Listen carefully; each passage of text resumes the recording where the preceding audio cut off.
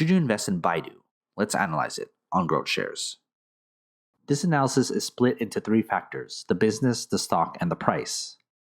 Within each factor are a total of 11 metrics from business growth, performance, to intrinsic value. Each of the three factors and 11 metrics are given a grade from 0 to 99, with 50 to 59 being considered average. When we've got the three factors graded, we combine them to get our final grade.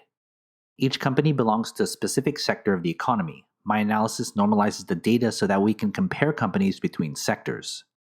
Most companies will fall into that average range, since most companies are indeed average long-term investments. I'll remind you that this is a long-term analysis, not something you should trade in and out of. I encourage you to pause this video anytime so you can better understand the numbers. Let's first look at the business. The business factor accounts for 45% of the analysis. The business asks the question, is the company a good business to own? I place the most importance on the business because it tells us everything about how the company works. Aside from the final grade, this is where you should put all your focus in this analysis. There are 6 metrics that make up the business factor, from growth and efficiency to market dominance. Each are weighted based on importance to the business. First, growth, which accounts for 30% of the business factor. Growth looks at all the company's growth data and optimizes it into a single percentage, giving us the long-term growth rate of the company. The models tell us that a growth rate of 15% is considered average. Here's our long-term growth rate and growth grade. Next, margins, which accounts for 15%. Margins looks at all the company's dollar output data and optimizes it into a single percentage, giving us the company's output generated for every dollar it keeps for further investments and so forth. The models tells us that a margin rate of 10% is considered average. Here's our margin rate and margins grade. Third, operations, which accounts for 10%. Operations looks at all the company's ratio data against its market price and optimizes it into a single ratio, telling us how effectively the company is running its business. Simply, is the company wasting money as it conducts business? The models tell us that an operations ratio of 12.5 is considered average. Here's our operations ratio and operations grade. Fourth, debt utilization, which accounts for 10%. Debt utilization looks at all the debt that a company has on its books and determines whether enough money is coming in to repay those liabilities. How much debt is being used to fuel the company's growth? It's optimized into a single ratio. The models tell us that a debt ratio of 0.75 is considered average. Here's our debt ratio and debt utilization grade. Fifth, efficiency, which accounts for 10%. Efficiency looks at all the money generated from the company to see if it's using that money to grow, expand, and innovate further. It's optimized into a percentage. The models tells us that an efficiency rate of 10% is considered average. Here's our efficiency rate and efficiency grade.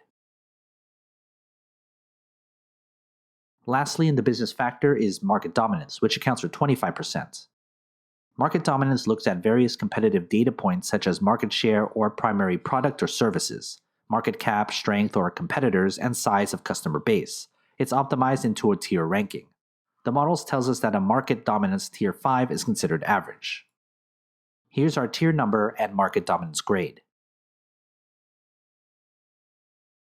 To recap, here's the 6 metric grades. And when we put them together, we get our business grade. Let's then look at the stock.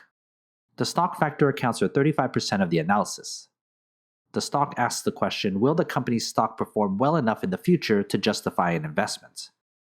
I place this much importance on the stock because we still want to hold an asset that grows over the long run, and a good history of stock growth and a good entry is key to long-term success. There are 4 metrics that make up the stock factor, from performance to Wall Street. Each are weighted based on importance to the price. First, stock performance, which accounts for 30% of the stock factor. Performance looks at how well the company's stock has done over a 1, 3, 5, and 10-year period, if applicable, and then compares it with the same timeframes as its sectors and that of the S&P 500. It's optimized into a percentage to see how well the company's stock has grown. The models tell us that a performance rate of 0% is considered average. Here's our performance rate and performance grade. Next are dividends, which accounts for 30%. Dividends looks at how much the company is paying out to shareholders as a percentage yield. signifying a considerate and consistent income source for long-term investors. The models tells us that a dividend yield of 1.75% is considered average. Here's our dividend yield and dividends grade. Third, technicals, which accounts for 20%. Technicals looks at all the chart data focusing on the 50 and 200-day moving averages, along with the stock's RSI to give us an idea of what shorter-term investors see or hope for. It's optimized as a percentage. The models tells us that a technical rate of 5% is considered average. Here's our technical rate and technical grade. Lastly, in the stock factor is Wall Street, which accounts for 20%. Wall Street looks at the conclusive grades other analysts have given the company. The data is optimized as a ratio that tells us the sentiment of what Wall Street thinks of the company. The models tells us that a Wall Street ratio of 3 is considered average. Here's our Wall Street ratio and Wall Street grade. To recap, here's the 4 metric grades. And when we put them together, we get our stock grade. Let's then look at the price. The price factor accounts for 20% of the analysis. The price asks the question, what is the most you should pay for the company? I place the least importance on price because you should prioritize the business and stock before looking at the price per share. The price will tell us when to invest, but not why you should invest. The price factor only consists of one metric, the intrinsic value. The intrinsic value figures out the fair value price of the company, using a discounted cash flow model with a leaning towards the conservative side to provide a robust margin of safety. We can answer the question, what is the most you should pay for the company? A stock price higher than the fair value price is considered overvalued. A stock lower than that is considered undervalued. The models tell us that an intrinsic value of 0% is considered fairly valued. Here's our intrinsic value and price grade.